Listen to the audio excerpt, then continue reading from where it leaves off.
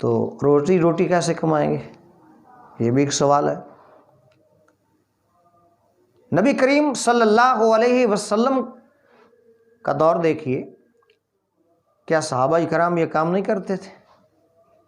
کرتے تھے، قرآن کو سیکھتے بھی تھے، سکھاتے بھی تھے، اور تجارت بھی کرتے تھے، کھیتی باڑی بھی کرتے تھے۔ ایک ٹائم لے بنا لیں، اس ٹائم میں، اس پیریڈ میں قرآن کو سیکھیں، قرآن کو سکھائیں، باقی جو ٹائم ہے وہ اپنا کاروبار بھی کریں۔ قرآن مجید فرقان حمید سیکھنا سکھانا یہ کاروبار میں رکاوٹ نہیں بنتا، بلکہ کاروبار کے لیے باعث برکت بنتا ہے۔ یہ غلط بات ہے لوگوں کی، ہم قرآن سیکھنے سکھانے لگ جائیں گے تو ہمارا کاروبار رک جائے گا، ہم روٹی روزی کیسے کمائیں گے؟ نہیں، صحابہ کرام رضوان اللہ تعالیٰ علیہم اجمعین کی زندگیاں پڑھیں، انہوں نے ہر چیز کے لیے ٹائمنگ مقرر کی تھی۔ دیکھو ایک آدمی کہے کہ جناب نماز پڑھو، وہ کہے جی میں روٹی روزی کیسے کماؤں گا، کاروبار کیسے؟ تو اللہ تعالیٰ نے ایک وقت مقرر کیا۔ ایسے ہی ہم وقت مقرر کر لیں قرآن مجید سیکھنے سکھانے کا، تو انشاءاللہ ہمارے کاروبار میں برکت بڑھے گی، اور انشاءاللہ العزیز ہم بہتر سے بہتر چل جائیں۔ اچھا ایک بات یہ ہے کہ قرآن مجید جو سیکھتا ہے سکھاتا ہے، سرکار نے فرمایا وہ بہتر ہے۔ آخر اس کی وجہ کیا ہے؟ قرآن مجید سیکھتا سکھاتا ہے، سرکار نے فرمایا بہتر ہے، آخر وجہ کیا ہے؟ اندر والی بات کیا ہے؟ وہ کیوں بہتر ہو جاتا ہے جو قرآن کو سیکھتا سکھاتا ہے؟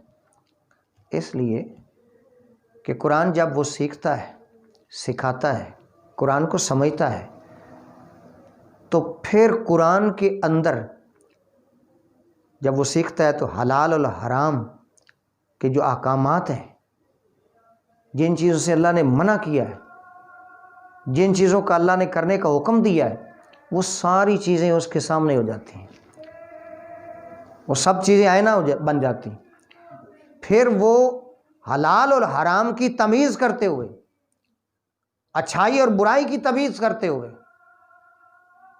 وہ چلتا ہے، وہ سوچتا ہے کہ یہ غلط ہے، ادھر نہیں جانا، یہ ٹھیک ہے ادھر، کیونکہ قرآن اس نے سیکھا ہوتا ہے، سکھا رہا ہوتا ہے۔ اس لیے قرآن مجید فرقان حمید کے اندر اللہ تعالیٰ کے احکامات کو بھی وہ اپلائی کرتا ہے۔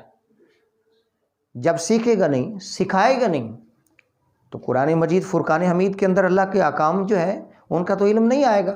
تو جب ان کا علم نہیں آئے گا، حلال اور حرام کی تمیز نہیں رہے گی، اچھائی اور برائی کی تمیز نہیں رہے گی، تو پھر وہ برائی کی دلدل میں پھنس سکتا ہے، وہ حرام کا لقمہ بھی کھا سکتا ہے، تو بہتر تو نہیں ہوگا۔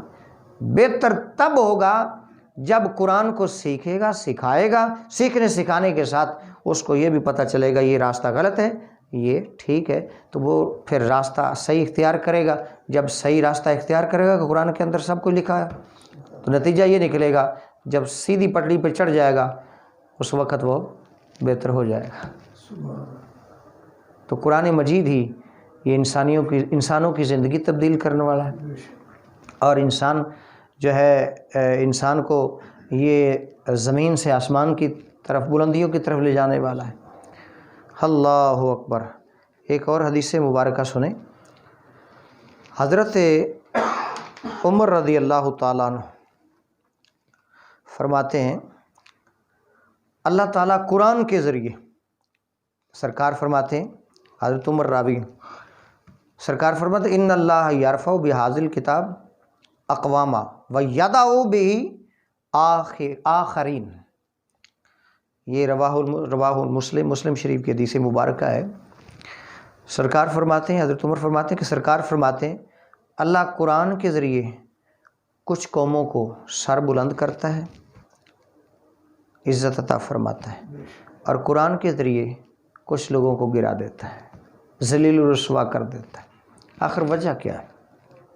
قرآن تو بڑی برکت والی کتاب ہے، یہ کیا وجہ ہے کہ اس کے ذریعے کچھ لوگ ذلیل ہو جاتے ہیں، کچھ لوگ عزت پا جاتے ہیں، جو قرآن مجید فرقان حمید کو صحیح سمجھتے ہیں، پڑھتے ہیں اور اس پر صحیح عمل کرتے ہیں وہ عزت پا جاتے ہیں۔